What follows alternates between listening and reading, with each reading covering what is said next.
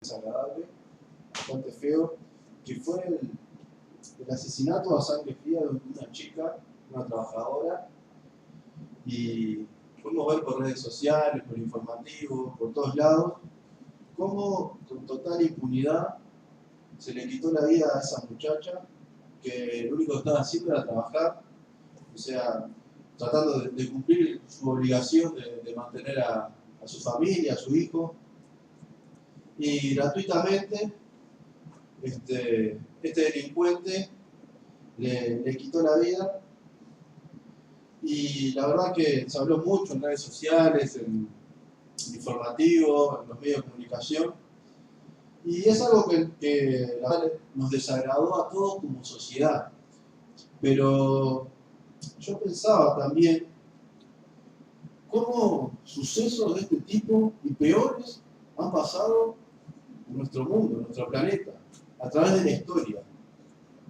Podemos ver diferentes tipos de asesinatos, genocidios, podemos ver violaciones, guerras, abuso de poder, gente que ha muerto de hambre, pueblos enteros que han pasado en miseria, y eso lamentablemente es parte de nuestra historia como humanidad.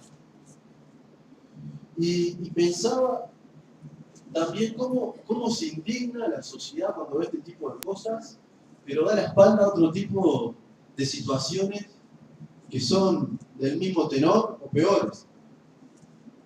Vivimos en un mundo que fomenta la desigualdad. Y yo no estoy hablando de un socialismo, de un comunismo donde todos tenemos que ser iguales.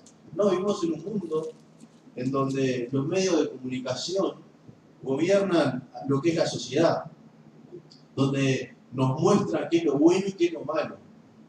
Vivimos en un mundo en donde grandes empresas, dominadas por determinadas personas con pocos escrúpulos, dominan todo hasta la vida de las personas. Y lo podemos ver en las grandes cadenas de empresas farmacéuticas, de empresas que crean medicamentos, que los venden a grandes costos y quizás lo podrían vender mucho más barato, pero obviamente es un negocio y lo que importa es enriquecer a unos pocos, mientras que toda una cantidad de personas sufre. Incluso deben hasta tener curas para enfermedades y no las largan por un tema económico, de mientras que miles de personas sufren. Vemos también empresas donde lo que importa es generar dinero y no importa si contaminan, si matan a un pueblo, si van envenenando de a poco a la sociedad. Y lo vemos a diario en grandes empresas. Y también lo vemos en políticos, en decisiones que toman, que muchas veces pensamos que, qué bueno esto que hizo, pero en general lo único que buscan es el beneficio propio. Y lo vemos en nuestra sociedad cuando vemos el tema de seguridad también, porque esto que pasó de esta chica nos puede pasar a nosotros que somos trabajadores, que vamos a un súper, pero es muy difícil que a un político le pase porque tiene un guardia de seguridad atrás todo el día, tienen a su familia con custodia, y por eso tampoco es que hacen nada. Porque obviamente, después llega todo un juego político, que lo vemos en las redes sociales, que lo vemos en los medios de comunicación, de lo que buscan, a pesar de todo este sufrimiento, de toda esta situación, son un par de votos. Y vemos que no hay soluciones. Y lamentablemente este es el mundo en el que vivimos. Y ha pasado a través de lo largo de la historia. Ha habido personajes nefastos como Hitler, como Stalin, que han matado millones de personas. Había un dictador en China, que yo no sabía, que mató a más personas que el propio Hitler. Es algo que ha pasado desde el origen de los tiempos. Y a veces pensamos que qué difícil que es seguir a Cristo en los tiempos actuales. Qué difícil que es. Pero yo pensaba, ¿qué habrá pasado en la época de Jesús? Era más fácil en aquella época ser Cristo, por ejemplo, como fue. Era más fácil. o capaz que ahora es más complicado. Y quería compartir algunos versículos que nos muestran esta historia, porque Jesús vino a un mundo como el de hoy, pero hace 2000 años. Un mundo que tenía la misma maldad, o quizás peor todavía, donde no existían derechos humanos, donde no existía la libertad de culto, donde se imponía la ideología de los que tenían el poder. A ese mundo vino Jesús. Y vamos a ver las cosas que les tocó vivir a Jesús.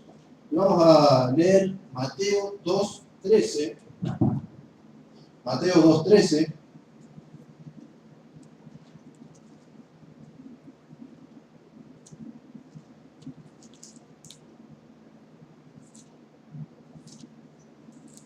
Dice así: después que partieron ellos, he aquí un ángel del Señor apareció en sueños a José y dijo: levántate y toma al niño y a su madre y huye a Egipto y permanece allá hasta que yo te diga, porque acontecerá que Herodes buscará al niño para matarlo. Y él, despertando, tomó de noche al niño y a su madre y se fue a Egipto. Y estuvo allá hasta la muerte de Herodes, para que se cumpliese lo que dijo el Señor por medio del profeta, cuando dijo: de Egipto llamé a mi hijo. Herodes entonces, cuando se vio burlado por los magos y se enojó mucho, y mandó a matar todos los niños menores de 2 años que había en Belén y en todos sus alrededores, conforme al tiempo que había inquirido de los magos. Entonces se cumplió lo que fue dicho por el profeta Jeremías cuando dijo: voz fue oída en Rama, grande lamentación, lloro y gemido, Raquel que llora a sus hijos, y no quiso ser consolada porque perecieron. Acá podemos ver desde que Jesús nació, el mundo al que vino no era un mundo bueno. Ya tenía enemigos desde que nació. Incluso cometió una atrocidad que fue matar a todos los niños menores de 2 años en aquella época. Y vamos a seguir leyendo a ver cuál era el mundo en que vivió Jesús, en donde llevó un mensaje de esperanza, donde llevó un mensaje de amor, donde no cometió pecado. A ver si era tan fácil vivir en aquel momento. Si era todo tan color de rosas como muchas veces piensa la gente, que fue el entorno en que vivió. Se piensa que lo crucificaron porque era algo lindo, se ve. Vamos a seguir leyendo lo que dice la palabra de Dios. Y vamos a ir a Mateo 14, del 1 al 2.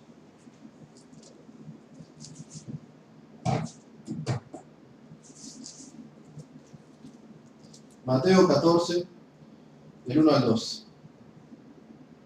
Dice: en aquel tiempo, Herodes el tetrarca oyó la fama de Jesús y dijo a sus criados: este es Juan el Bautista, ha resucitado de los muertos. Y por eso actúan en él estos poderes. Porque Herodes había prendido a Juan y la había encadenado y metido en la cárcel por causa de Herodia, mujer de Felipe, su hermano. Porque Juan le decía: no te es lícito tenerla. Y Herodes quería matarle, pero temía al pueblo, porque tenía a Juan por profeta.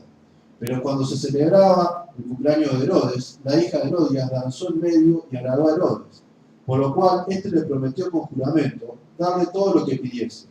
Y ella, instruida primero por su madre, dijo: dame aquí en un plato la cabeza de Juan el Bautista. Entonces el rey se entristeció, pero estaban con él a la mesa, y de los que estaban con él a la mesa mandó que se la diese, y ordenó decapitar a Juan en la cárcel.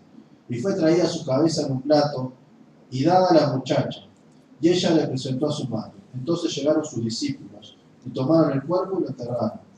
Y fueron y dieron las nuevas a Jesús. Acá podemos ver en el inicio del ministerio de Jesús lo que le tocó pasar también. Le tocó perder asesinado a un amigo que también era familia de él, y lo mataron simplemente por querer hacer las cosas bien. Y ese era el entorno en el que vivía Jesús. En ese entorno de violencia, en ese entorno donde se hacían este tipo de injusticias, Jesús fue llevando un mensaje de esperanza, un mensaje de amor. Y yo pensaba también, cuando pasó todo esto, en mi corazón, cuando me enteré que se había matado a este chico, la verdad que sentí un alivio, que la verdad no es algo que tendría que sentir como cristiano, pero muchas veces la sociedad, los medios de comunicación te van llevando a hacer sentir que lo malo es bueno. Y yo no digo que ese muchacho no tendría que haber pagado con cárcel ni nada por el estilo, pero nosotros como cristianos no tenemos que llegar al punto de alegrarnos con una situación de este estilo. El propio Jesús le tocó ver como, en este caso, mataban a su amigo, pero él seguía llevándole el mensaje, ese mensaje de esperanza, a aquellos que lo habían matado, que era su propio pueblo. Y vamos a seguir viendo cuál fue el entorno en el que vivió Jesús. Mateo 23.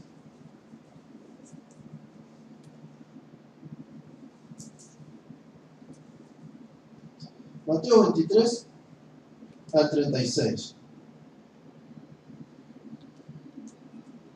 Acá le está hablando a su pueblo, a aquellos estudiosos, a aquellos que dominaban la religión en su época, supuestamente a aquellos que hacían el bien, aquellos que querían hablar de las cosas de su padre al pueblo, aquellos que estaban encargados de llevar el mensaje de Dios.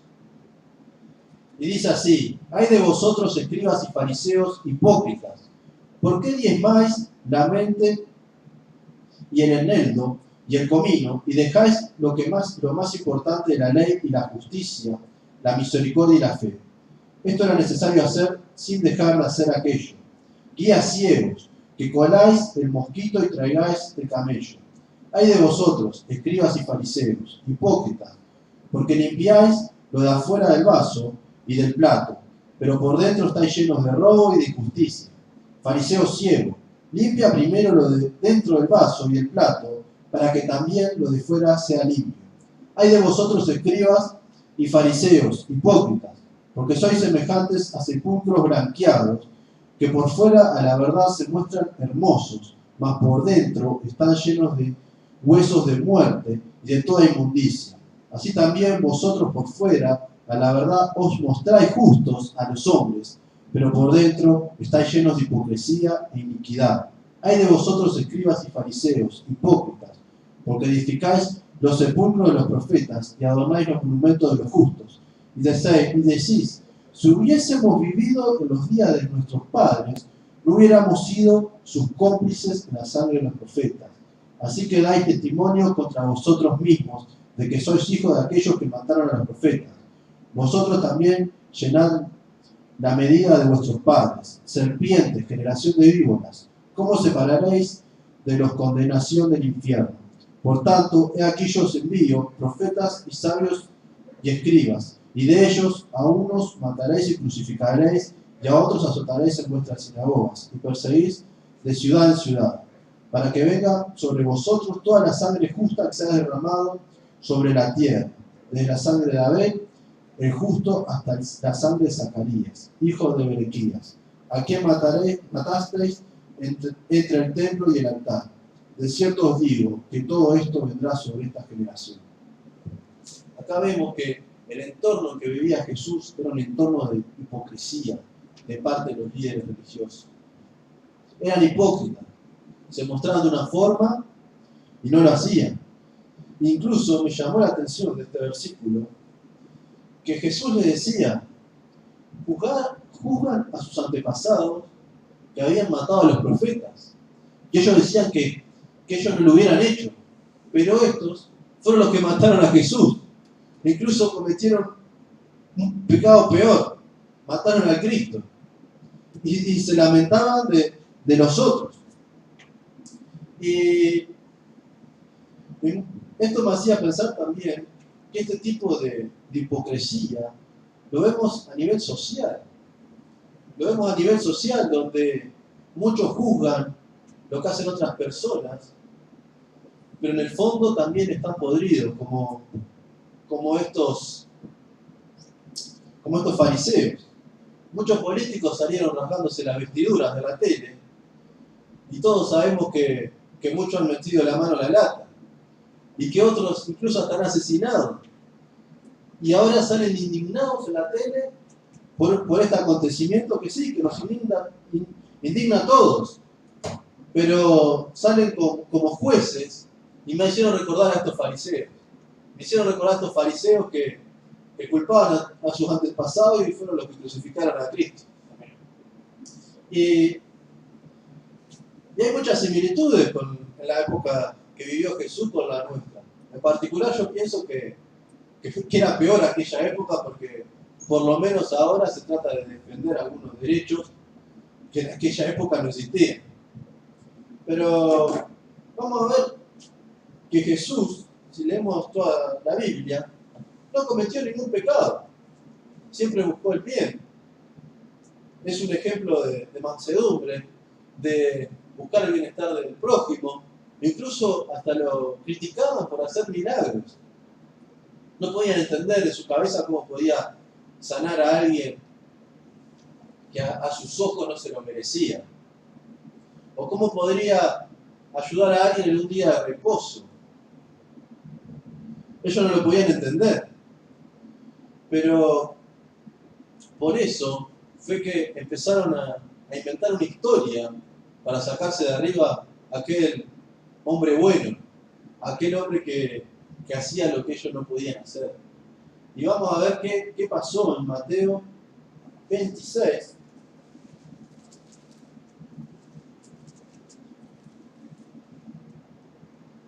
Mateo 26,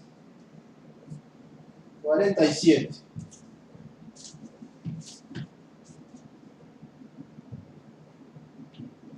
Dice, mientras todavía hablaba, vino Judas, uno de los 12, y con él mucha gente con espadas y palos, de parte de los principales sacerdotes y de los ancianos del pueblo.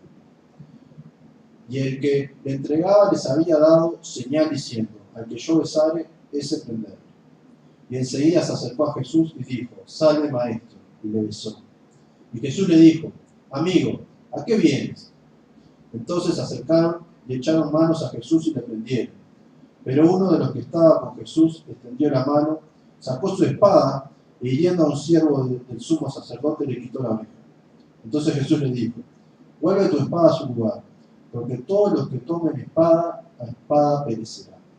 ¿Acaso piensas que no puedo ahora orar a mi Padre y que Él no me daría más de 12 legiones de ángeles? Pero ¿cómo entonces se cumplirían las escrituras de que es necesario que así se haga? En aquella hora dijo Jesús a la gente, como contra un ladrón habéis salido con espada y con palos para prenderme. Cada día me sentaba con vosotros enseñando en el templo y no me prendisteis. Mas todo esto sucede para que se cumplan las escrituras de los profetas. Entonces todos los discípulos dejándole huyeron. Acá podemos ver el entorno en que vivía Jesús. Aquellos que no se animaban a cuestionarlo, o que lo cuestionaban y se veían humillados, inventaron un plan para arrestarlo, para sacárselo de arriba. Y vemos también que lo traicionó uno de sus amigos, uno de los que le seguía. Y también vemos la inacción, salvo de Pedro, de todos sus seguidores, de todos sus discípulos. Acá dice que huyeron, lo dejaron solo. Y teniendo todo esto en cuenta, tenemos que saber que Jesús sabía todo lo que iba a pasar, todo lo que le tocó vivir, todo lo que le tocó sufrir. Y Él decidió venir igual a este mundo a darnos una oportunidad a nosotros.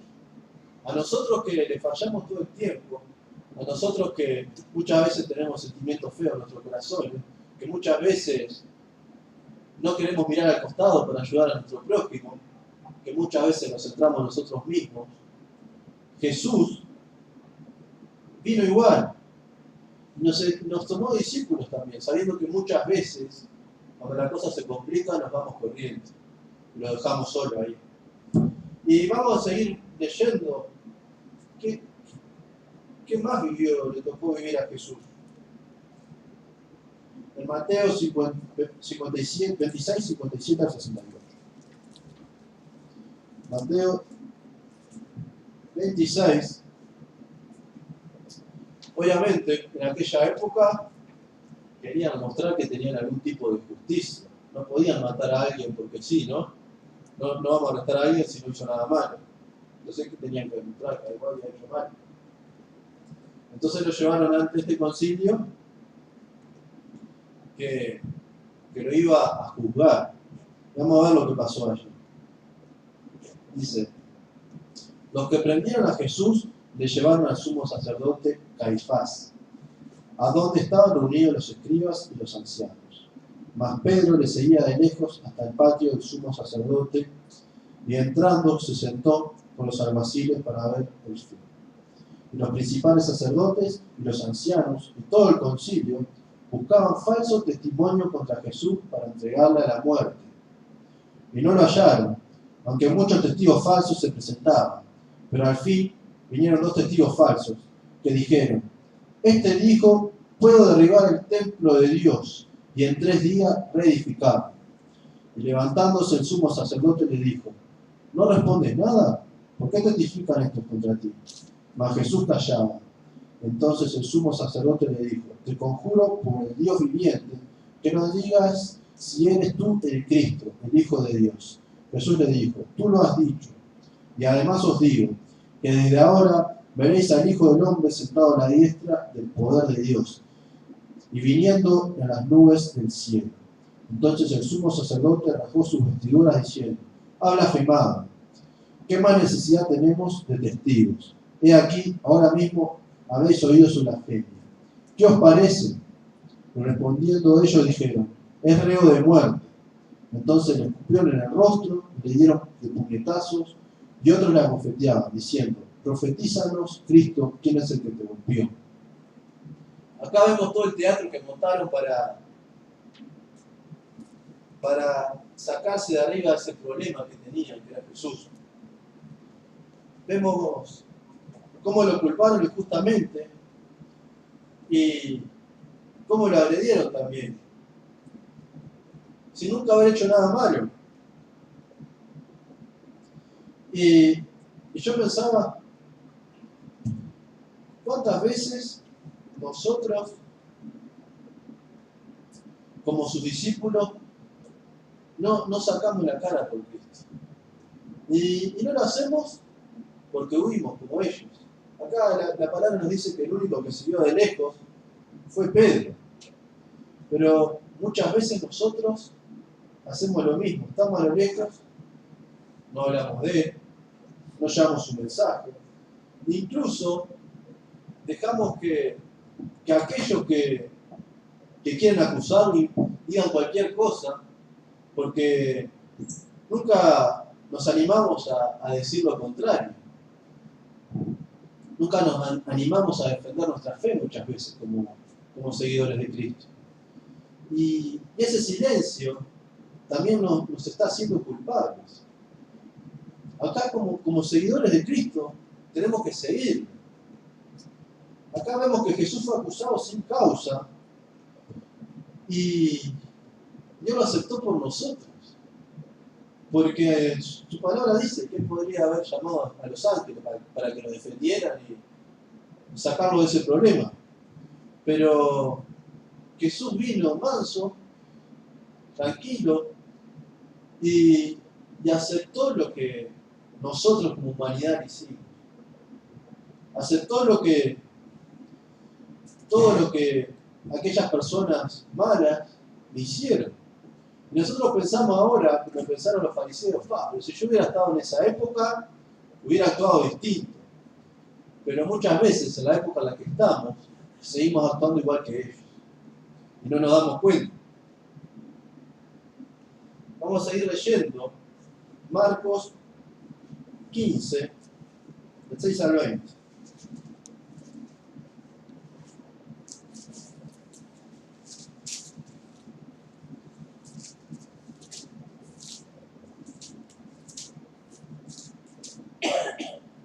Marcos 15, 6.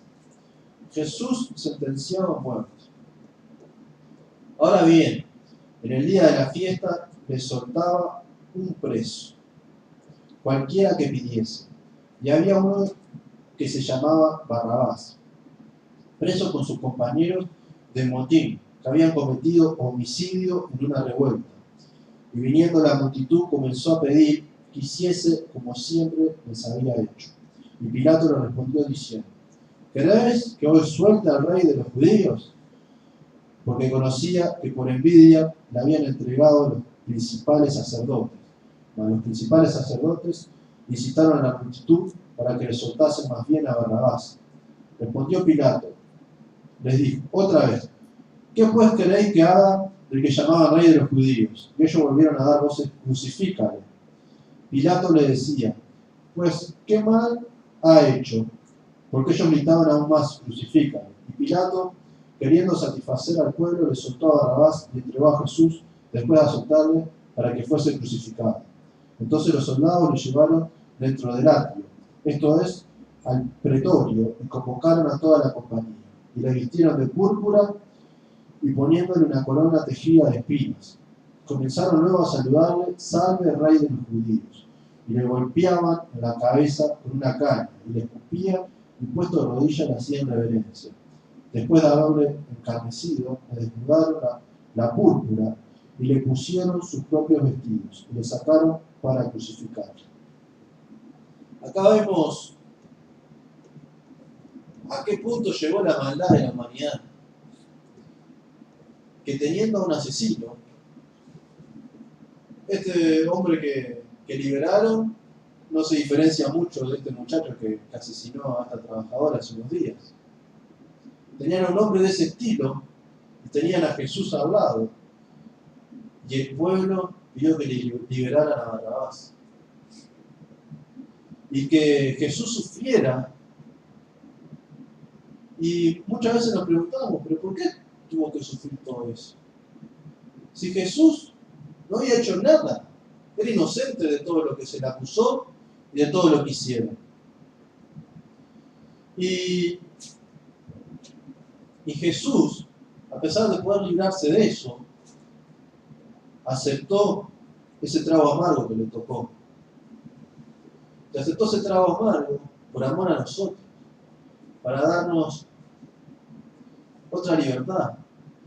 Y nosotros pensamos muchas veces que nosotros no hubiéramos golpeado a Jesús, que no hubiéramos estado en esa multitud que se burlaba de él, pero muchas veces en la actualidad lo hacemos.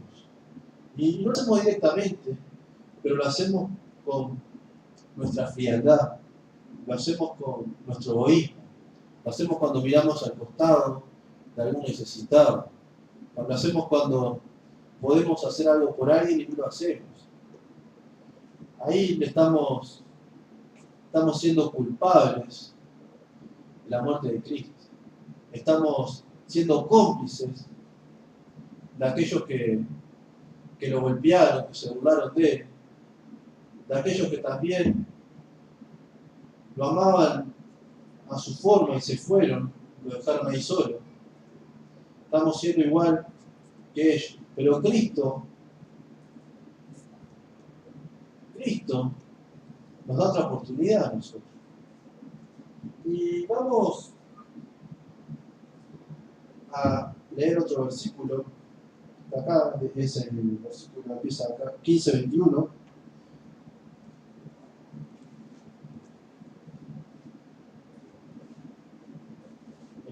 Yo sé que todos conocemos estos versículos, pero es bueno recordarlo. Como cristianos tenemos que tenerlos presentes. Dice así: y obligaron a uno que pasaba, Simón de Cirene, padre de Alejandro y de Rufo, que venía del campo, a que le llevasen la cruz. Y le llevaron a un lugar llamado Gólgota, que traducido es lugar de la calavera. Y le dieron a beber vino mezclado con mirra, mas él no lo tomó. Cuando le hubieron crucificado, repartieron entre sí sus vestidos, echando suerte sobre ellos, para ver qué se llevaría cada uno. Era la hora tercera cuando le crucificaron. Y el título escrito de su causa era el Rey de los Judíos. Crucificaron también con él a dos ladrones, uno a su derecha y el otro a su izquierda. Y se cumplió la escritura que dice, y fue contado con los inicuos, y los que pasaban le injuriaban, meneando la cabeza y diciendo, va, tú que derribas el templo de Dios, y en 3 días lo reedificarás. Sálvate a ti mismo y desciende de la cruz. De esta manera también los principales sacerdotes, escarneciendo, se decían unos a otros, con los escribas, a otros salvó, a sí mismo no se puede salvar. El Cristo, Rey de Israel, diciendo ahora de la cruz, para que veamos, descienda ahora de la cruz para que veamos y creamos. También los que estaban crucificados con él, injuriaban. Cuando vino la hora sexta, hubo tinieblas sobre toda la tierra, hasta la hora novena. Y a la hora novena Jesús clamó a gran voz diciendo, Eloi, Eloi, lama sabactani, que traducido es, Dios mío, ¿por qué me has desamparado?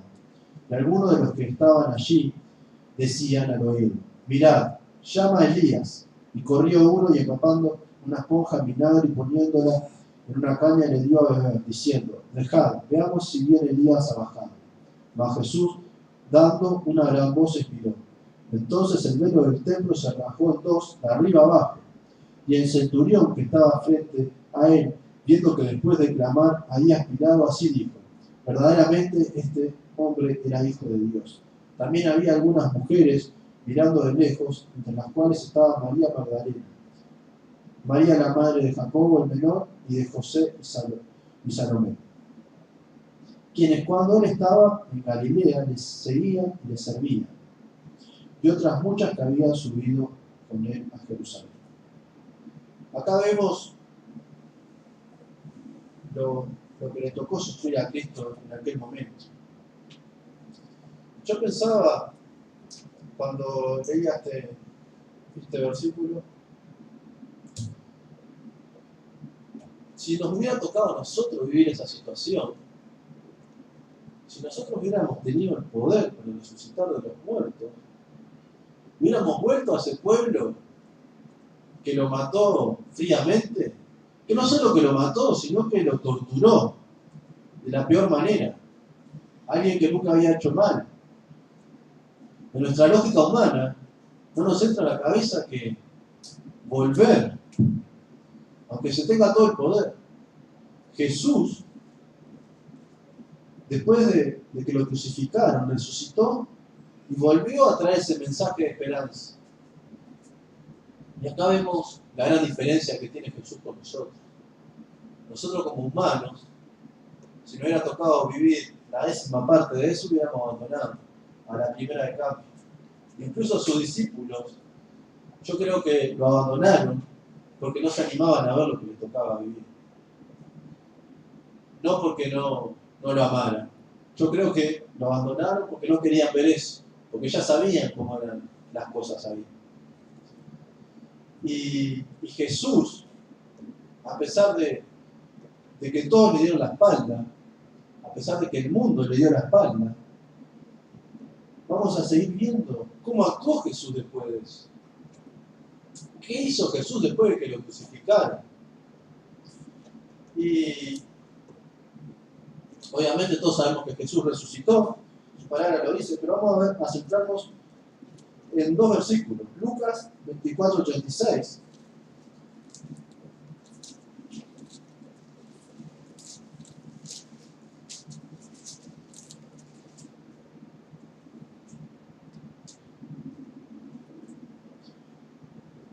Lucas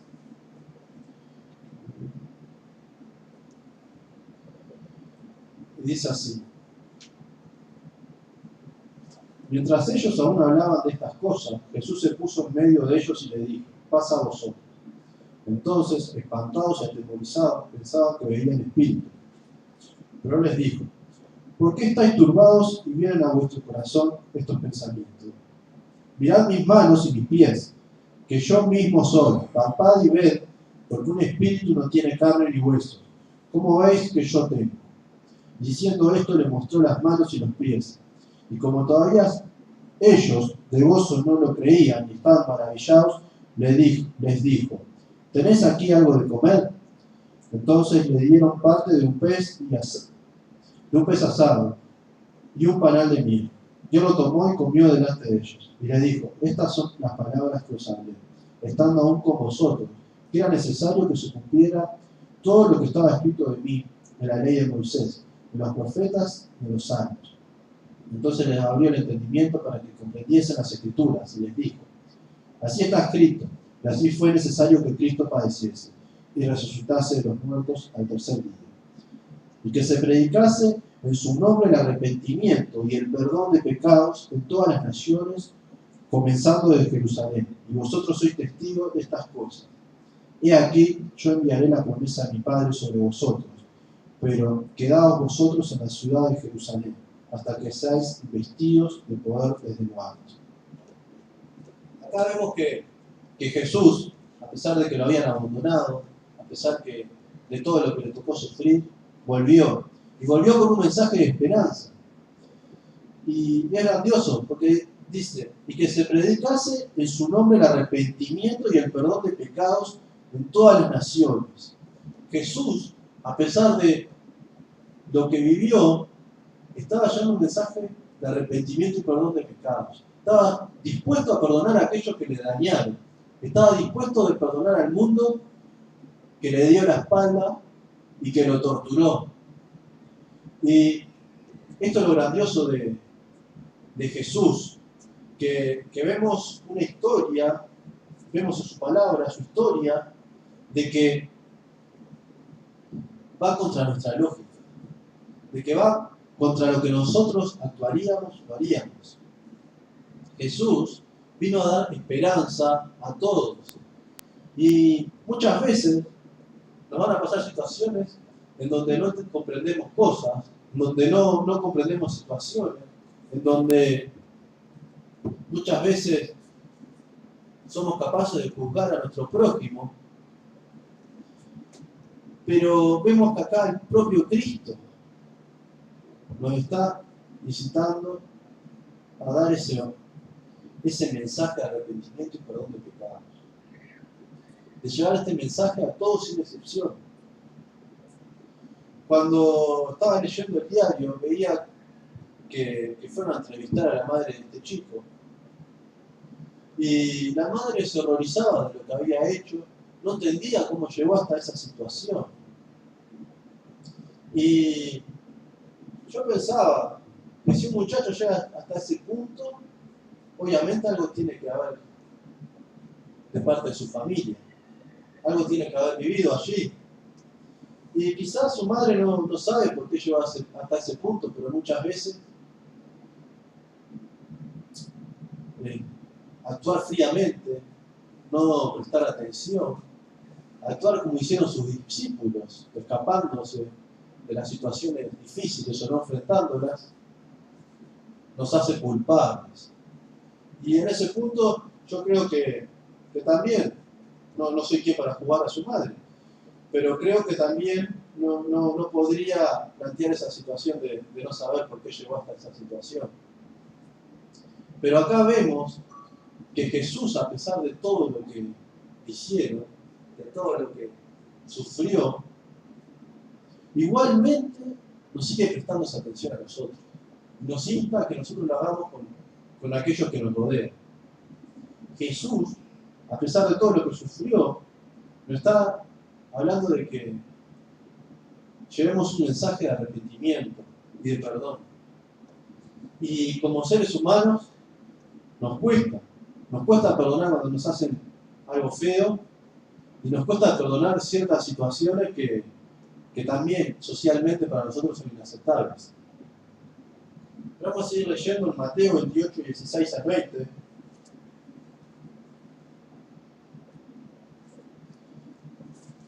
Mateo 28,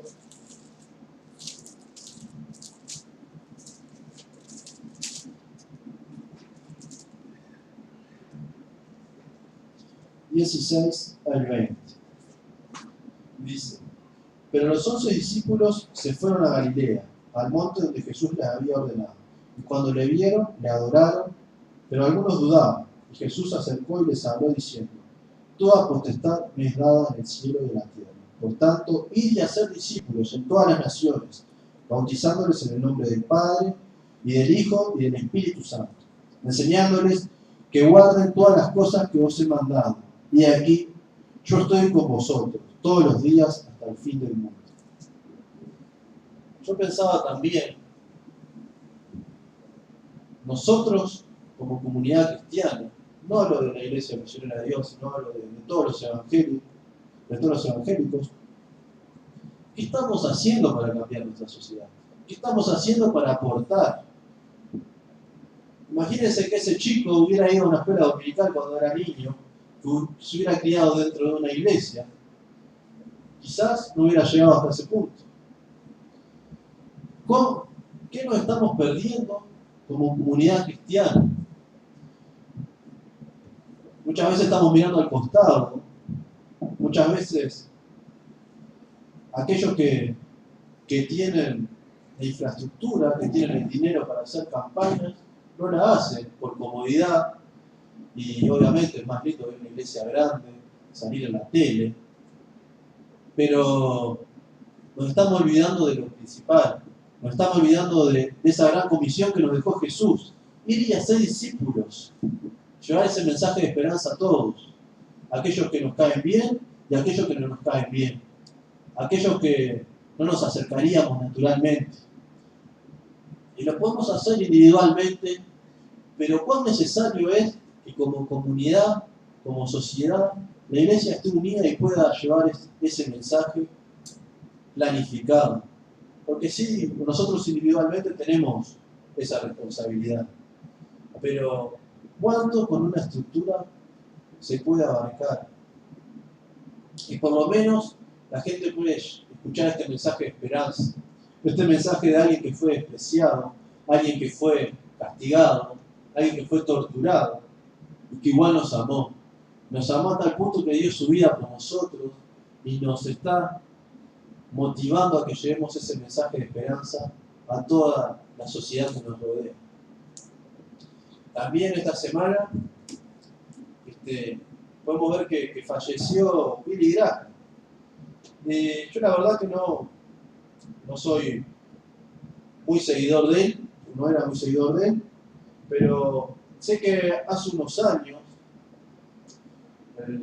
este hombre invirtió bastante dinero, o su iglesia, como comunidad, hizo un proyecto importante acá en Uruguay que se llamó Mi Esperanza, y pudimos ver que en ese proyecto muchas personas aceptaron a Cristo. Leyendo un poco más de él, veía que esa era su dedicación, que ese era su afán, llevar ese mensaje de Cristo a aquellos que no lo tenían. Y este hombre dedicó 99 años de su vida a llevar ese mensaje de esperanza. Y no solo llegó a su país, sino que vino a países como el nuestro, llevando ese mensaje, siendo de testimonio para que muchos puedan escuchar de su palabra. Yo lo vi que a casa fueron bastantes personas y incluso muchos aceptaron a Cristo. En otras casas también pasó lo mismo y fue una revolución acá en nuestro país. Y qué lindo sería que como comunidad cristiana podamos hacer de esos eventos, que podamos hacer esas estrategias, porque no era algo, vamos a invitar a la iglesia, ya está, algo planificado, algo pensado, que este hombre se ve que Dios le mostró también, porque era algo que invitabas a gente a tu casa, no era algo que los traías a una iglesia, veías una película que era entretenida y allí le compartías el mensaje. La verdad que este hermano está con el Señor y nosotros en algún tiempo también estaremos todos reunidos con Dios, pero tenemos que tratar de dejar esa huella por donde pasemos. También hay una realidad que en nuestra sociedad, yo me acuerdo que en 2002, en plena crisis, la gente se llenaba de la iglesia.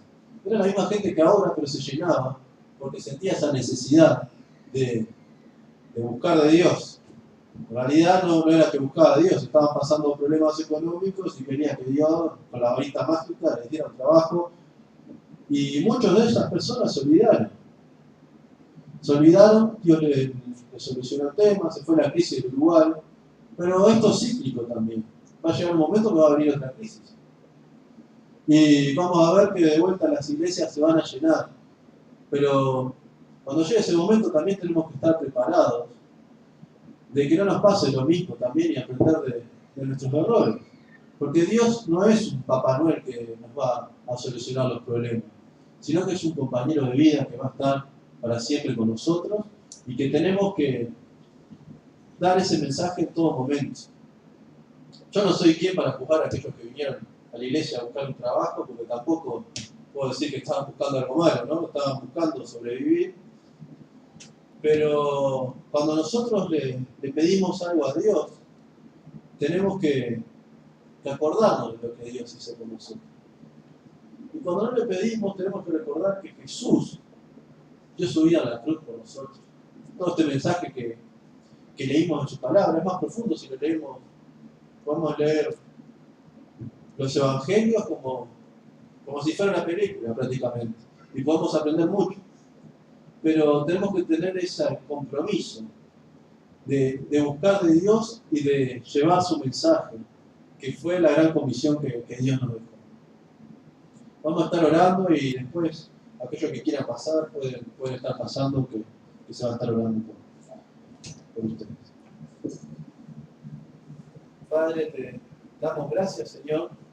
Damos gracias por este mensaje, Señor. Damos gracias porque tu palabra nos habló, porque pudimos ver en tus evangelios todo aquello que hiciste por nosotros. Viniste a una sociedad podrida, viniste a un mundo difícil, pero a pesar de todo, Señor, a pesar de todo lo que te hicieron, hoy diste tu vida por nosotros, nos diste otra oportunidad. Y te pedimos, Señor, que nos estés dando la sabiduría, que nos estés dando la fortaleza, Señor, para poder llevar ese mensaje a aquellos que te necesitan, Señor.